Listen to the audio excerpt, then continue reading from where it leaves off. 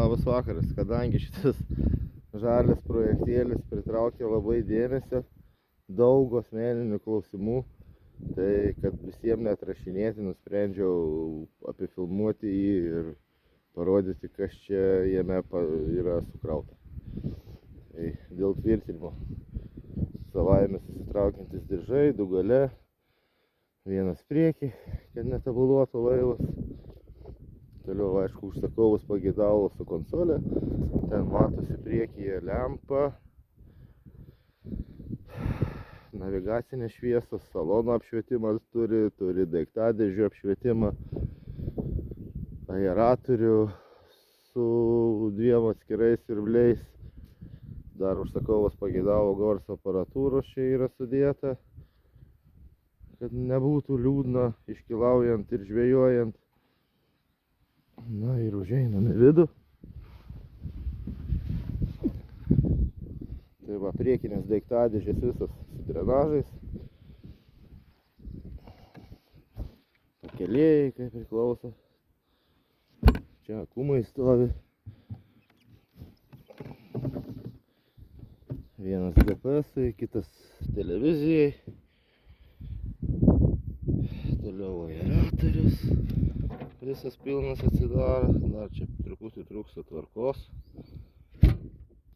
Norėtumėm jau atiduoti kaip ir užsakovui, bet dėl masinio įrangos pirkimo trūksta GPS inkarų ir jie smarkiai vėluoja.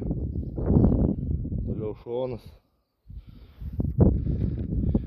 Čia meškerių daiktadėžiai, susidės kotai. Čia šiaip įdėjom, kad išnaudoti vietą.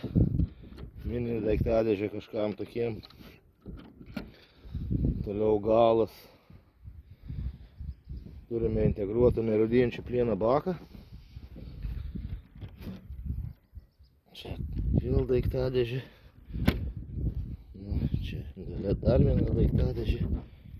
Čia šioje daiktadėžėje atsiras variklio starterinis akumas nedidelis.